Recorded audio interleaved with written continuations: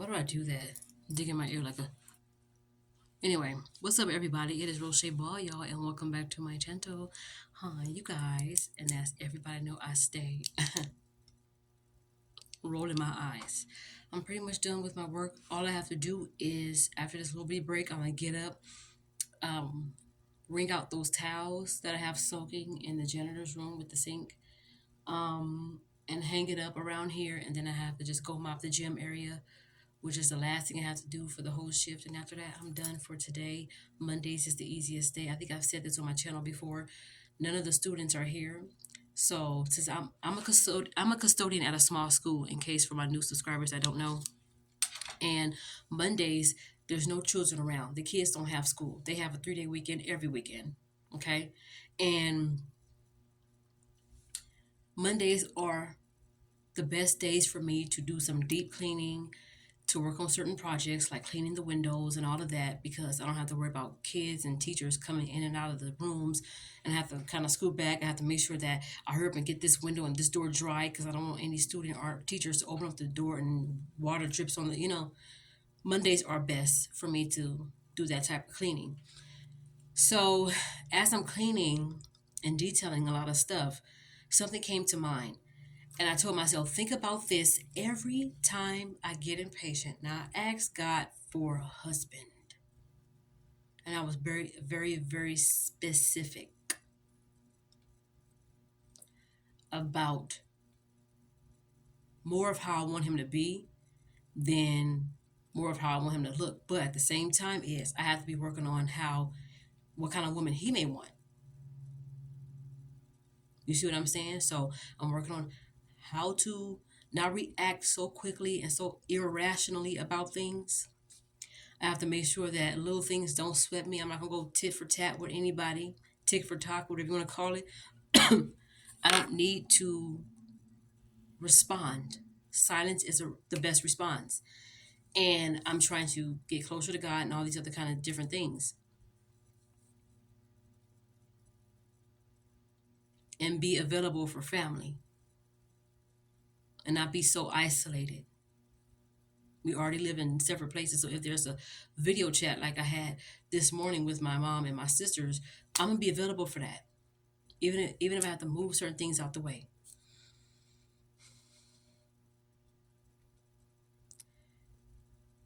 So as I was cleaning today, I was thinking, Lord, where's my husband? When am I gonna get him? Where's my husband? Do I have to be rich in order to get him? Do I have to have this, and that? Every time I think like that and I get impatient, I have to think it's harder, but I have to force myself to think it's easier said than done.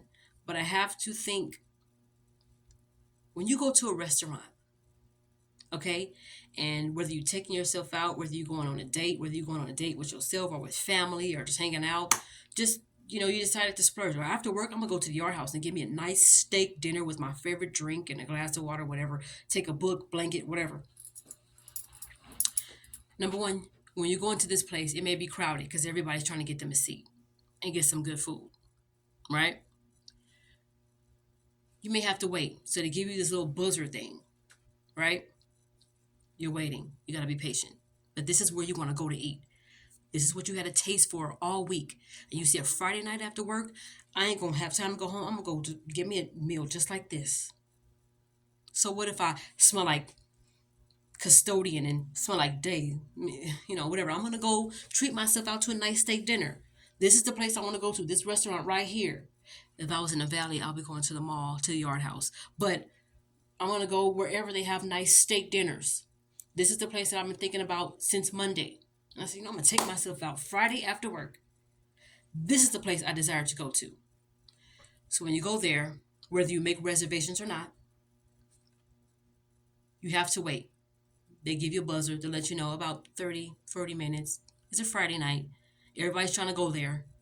Everybody want to sit at the table, like I said, to get some good food. So they give you a buzzer, okay? So you have to wait. Be patient, wait. But this is where you want to go. So you don't want to go nowhere else. I just go to Chili's. No, because you're not going to appreciate it. And you don't want just any little rink-a-dink thing to satisfy you, right? Because it's only going to be for a moment, knowing that you don't really want Chili's. You really want to go to this Yard House to get you that medium rare steak with garlic mashed potatoes or cheesy mashed potatoes, a side of steamed vegetables, or asparagus. Not the A1 sauce, but the juice the steak makes when it's being cooked. Put that in a separate glass bowl so when I cut it, I can dip it in the steak juice, not steak sauce, because I don't want no A1 sauce. I'm very specific with this meal that I want, that I've been craving for all week. And I've been doing good, eating my fruits, vegetables, saying my prayers, everything. This is what I want for my cheat meal. Yep, right? And you was very specific about the place you wanted to go to, the day you wanted to go to this place, the time, even though you have to wait. Everything is wait till you get there. When you get there, they're going to give you a buzzer. As soon as that buzzer goes zzz, you go there. Yes, party for one. They may not sit you where you want to be sat at because it's only you. Or if you decide to go with somebody, you may not be able to get a booth. You may be able to get a table at the big, the middle part, or maybe by the door. But the point is, I've been waiting to come here, so I don't care where I'm seated. If it's cold, and I know people are going to be coming inside and out, and if they sit me by the door, I'll just bring a blanket. Be prepared, right? But the point is, finally got my seat. So they give you a menu. You're looking through the menu. As you're looking through the menu, they'll give you something. They say, hey, can I start you off with drinks? You say, yes. Can I have whatever my drink of choice is, my adult beverage of choice, and a glass of water? Okay? So as my drinks get here, they give me some bread. Now, all these appetizer things the bread is to satisfy you. And then they come to you and they ask you appetizer. Usually I say no appetizer because I have my heart set on just getting this meal. I don't want not too much stuff to fill me up before I get this meal. Right? So about maybe 20 minutes, they come and say, are you ready to order? Yes. Can I please have a medium rare steak? No A1 sauce. Can they also put the steak juice, like the juices the steak makes when it's being cooked, in a separate glass bowl? And for my vegetables, can I please have some asparagus or steamed vegetables, whether that's broccoli, carrots, and cauliflower, or asparagus? And also, too, what kind of mashed potatoes? Or I can get another side. Okay, I'll take cheesy mashed potatoes, or sometimes garlic mashed potatoes. Garlic is my go-to first, so I'm going to say garlic mashed potatoes. So I got my medium rare steak. I don't care about the vegetables. It can be asparagus or it can be the steamed vegetables with the garlic. Having the mashed potatoes and hit the garlic in the in the vegetables too, right? And for my drink of choice, I already got my drinks, my adult beverage, and I already got my water. Okay, and I got the bread that I've been munching on and off or whatever, and I'll just wait there and probably take some pictures when I'm sitting at the table, maybe get online or whatever. So I'm waiting. Everything is a wait thing. And I was thinking to myself, suppose I waited there and it seemed like, okay, I'm tired of munching on this bread and my drink of choice is my adult beverage is almost gone and my water is pretty much gone. So they come and they're gonna fill it up. But I'm thinking, okay, so when is my food? I want my food. It's been like almost 40 minutes with my food. Suppose they brought all my stuff out at the same time.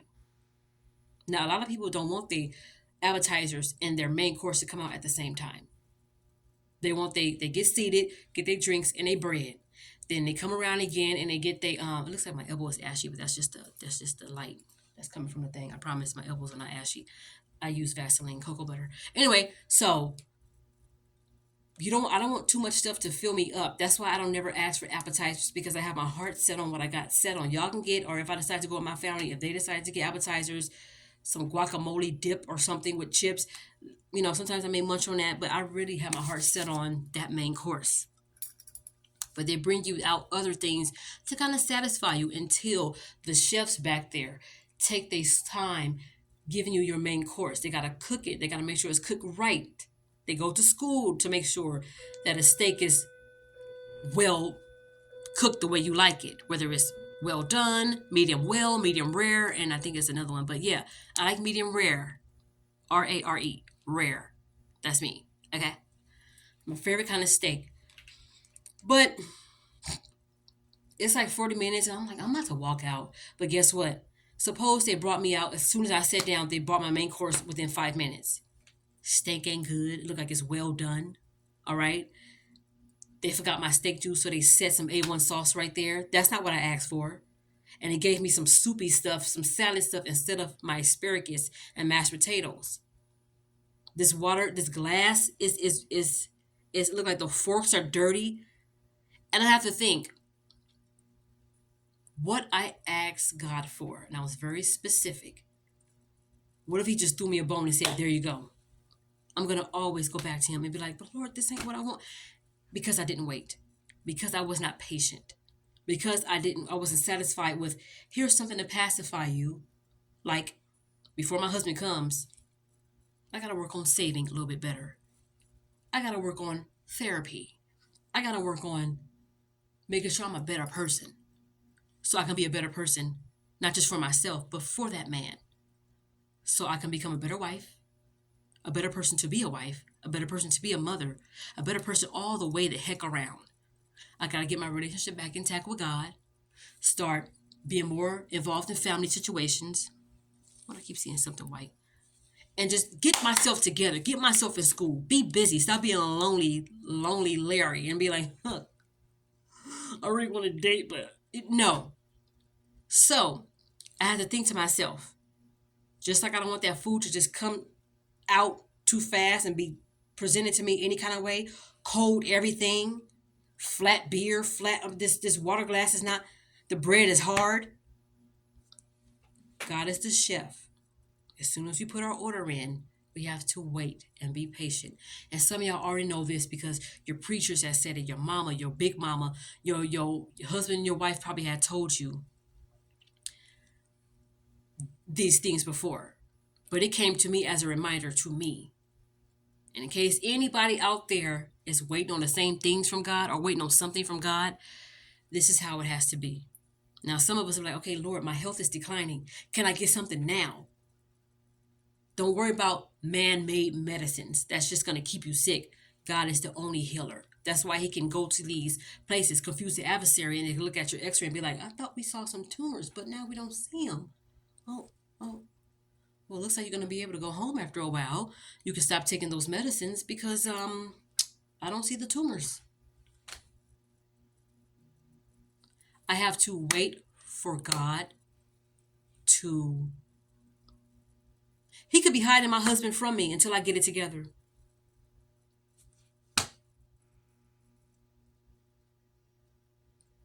I gotta get out of his way. That's my problem.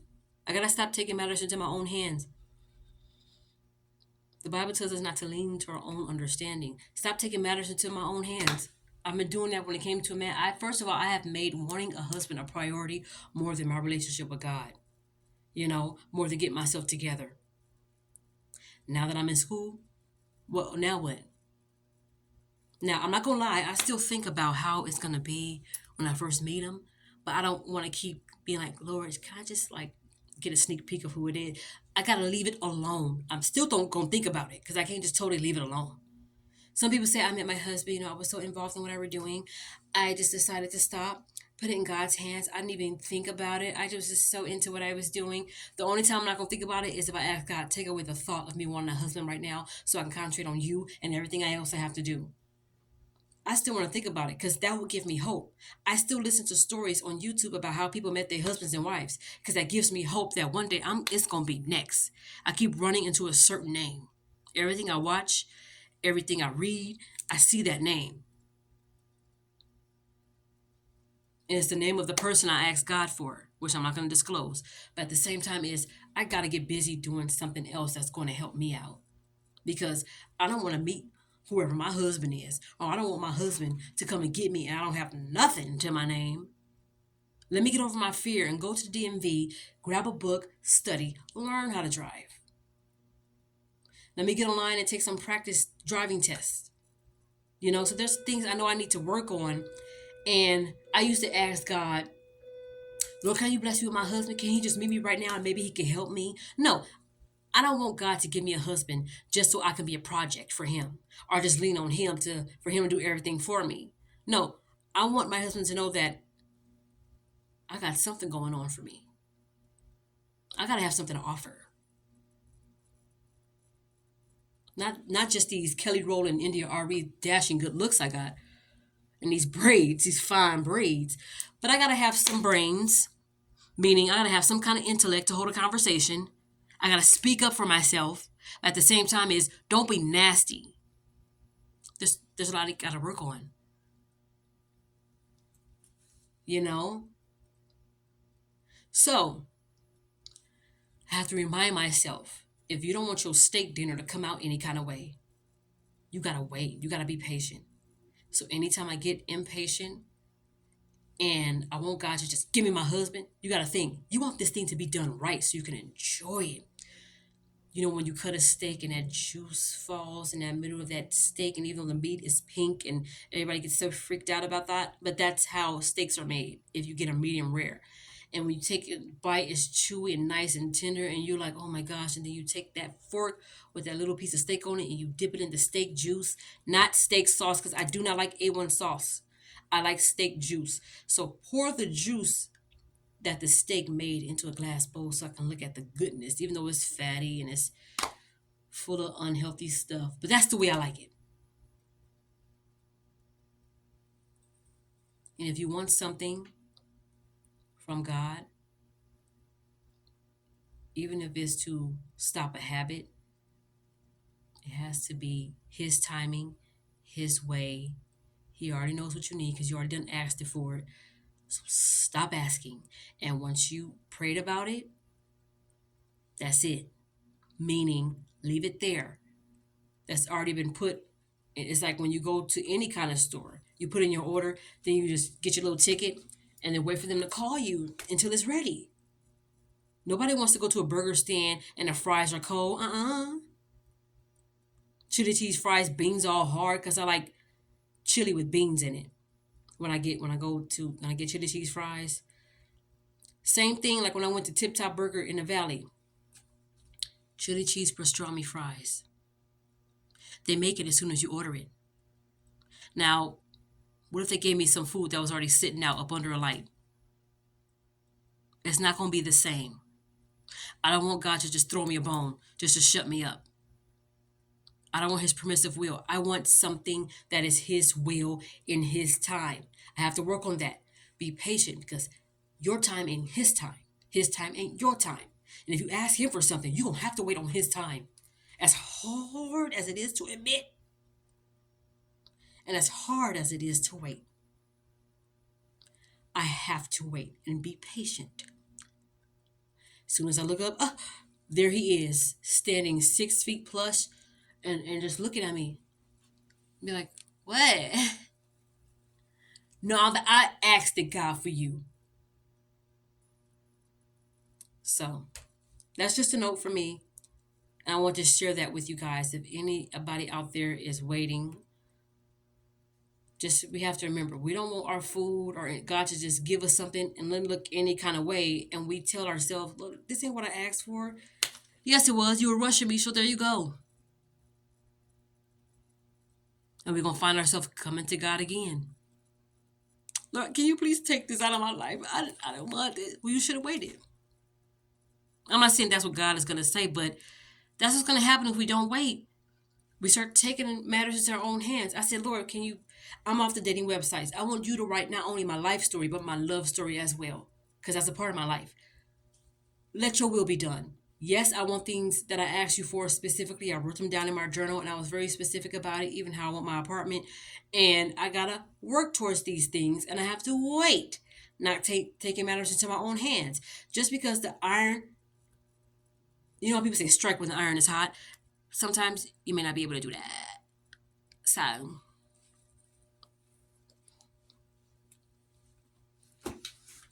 I just thought I'd share that with you guys. If we don't want things any kind of way, we have to wait. Okay. And that's with anything. Now, for those of y'all who already know this already, I'm not telling y'all no new news. Y'all know it. And y'all know, since we know it, we know better. So some of us who are just waiting and you want to hear somebody who's in the same boat as you, not like pity party or misery loves company type of thing, but y'all, I'm waiting too. I had to just give up my duties, give up my will. Because my will probably get me killed or in hell, or I will never be able to get what I want from God if I keep doing it myself. There's too many hands in the pot. How many chefs are supposed to be in the kitchen? Does anybody know? Anybody out there is a chef? How many chefs are supposed to be in the kitchen?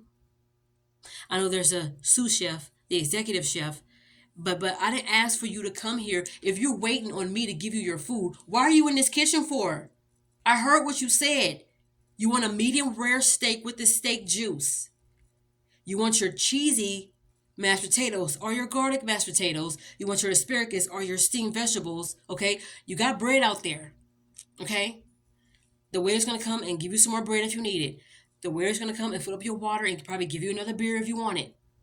Go out there and wait before you get this trash. I don't want trash. But if I don't wait, I'll get trash. And I'm not saying God is going to get me with trash, but if I decide to do it myself, I'll end up with trash. Okay, I try to make sense with that and it didn't work, so just forget it. Okay, let's scratch that out. But you know what I mean. So, yeah. That's all I got to say. And as I was working, I thought about that.